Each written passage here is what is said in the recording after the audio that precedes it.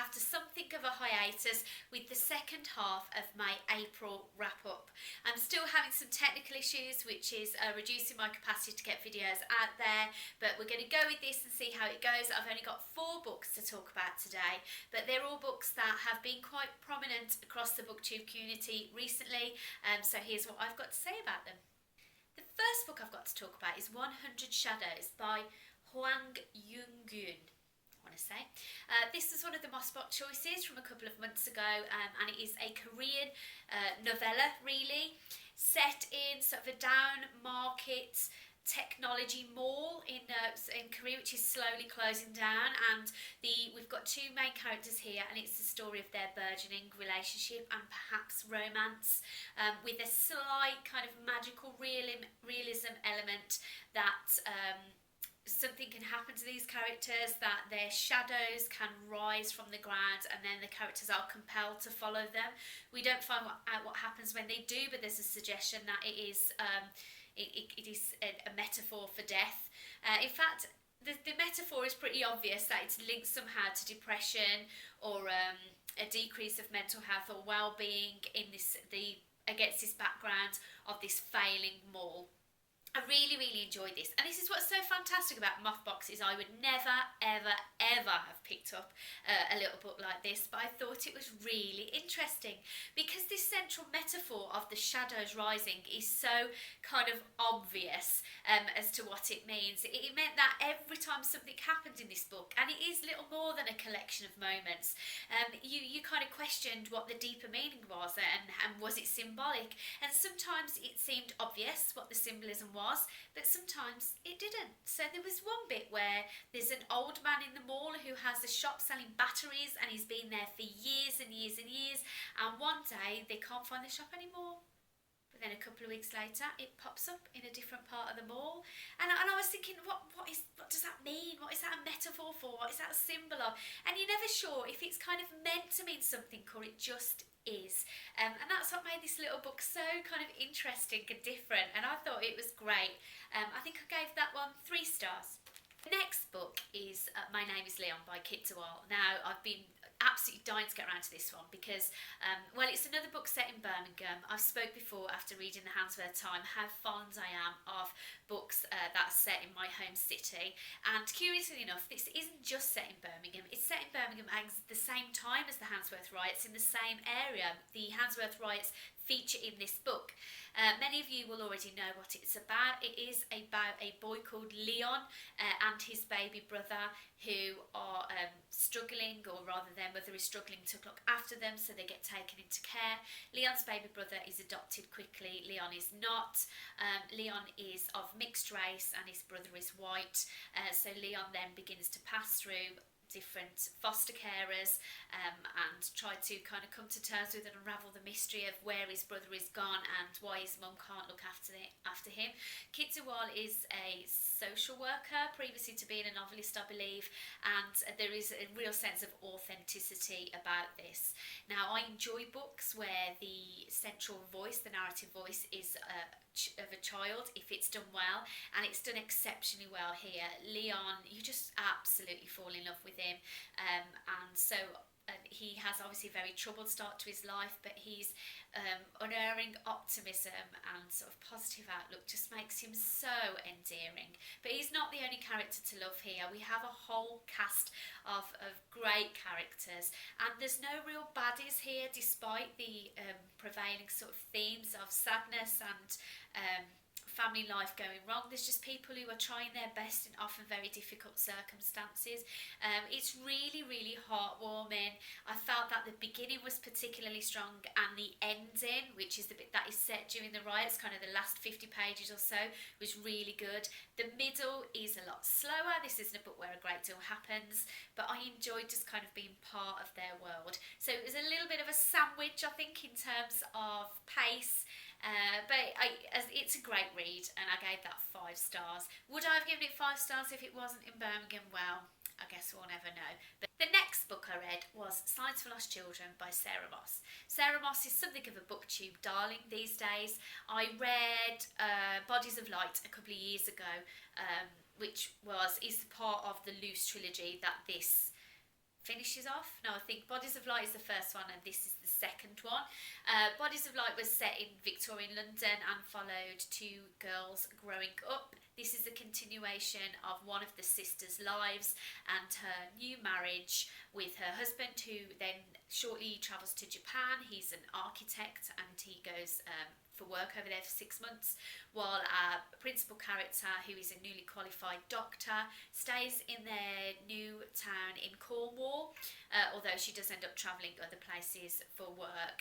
She's very interested in mental health and mental health of women, and this was a really interesting look in the kind of the history of that kind of medicine, as well as the challenges obviously faced by a woman doctor in what was the early days of women being able to qualify as professional physicians. So this was a bit of a slog. Now, I did enjoy the previous book I read by Sarah Moss, but her writing is quite dense. I like good quality writing that has to me almost the sense of effortlessness about it. Sarah Moss is not one of those writers. I think there is an air of pretension in her writing that I don't always enjoy, and this really became quite hard work to finish. Now, it's obviously it's low on plot. It's very much a character study, which I do enjoy if I feel the characters are going on some sort of journey. This was definitely the case with, I can't remember her name, it's terrible. It's definitely a case with Tom, who's Ali's husband, who when we travels to Japan, we see this amazing, very different culture through his eyes, and he goes on a real kind of voyage of discovery and learns a lot about himself. Ali, although doesn't seem to go on the same journey of self-discovery, she has some problems with her own mental health and some troublesome relationships with family and those around her, but I felt that she finished the book very much the same woman as she started the book, despite her experiences, and that lack of kind of progression or self-realisation was a drawback for me. But the biggest problem I had is possibly with the structure. This is a one chapter from Ali's point of view, one chapter from Tom's point of view, one chapter from Ali's, one from Tom's, so on and so throughout the book. And the chapters are short, which I don't normally mind, but it seemed that you get into the rhythm of one character's journey only to be pulled out of it and read about the other one. And so every time you kind of was favouring one story over another. So if I was really in the mood for Tom's journey, I felt like when I got to Ali's chapter, I was a bit like, let's get back to Tom, and vice versa, because there were times where Ali's what was happening in Ali's life was much more exciting and interesting than Tom's experiences. So I feel the structure let it down a little bit. Now, I wasn't passionate enough about this to be in a hurry to read any more of Sarah Moss's work. I'm not remotely interested by the one that's very popular across BookTube, Tidal Zone. How could I have forgotten that? Just doesn't look like my kind of story, but I was initially going to read the third book in this loose trilogy, the one that is set in the modern day. I think it's called Night Waking, but I'm really not in a rush to get to it. I think just the sheer density of Moss's writing is something you really have to be in the mood for, and I just don't know when I'm going to be there again. I gave this 3 out of 5 stars. My book of the month was Hagseed by Magaret Atwood. Now, this was the perfect antidote and remedy for the book fug I found myself in after the Sarah Moss title. Magaret Atwood, to me, is a talented writer who does do so effortlessly. As many of you will be aware, Hagseed is retelling of The Tempest. It's part of a series of books where famous authors have been asked to do their reworkings. And this principal character here, who is the Prospero type character, is a theatre director who is wronged and goes into hiding and ends up teaching drama / English in a prison to a group of male prisoners, and every year they put on a production of a Shakespeare play. This is level upon level upon level of meta-drama. They obviously put on The Tempest, but he kind of uses it to enact his revenge on his enemies in another Tempest style plot.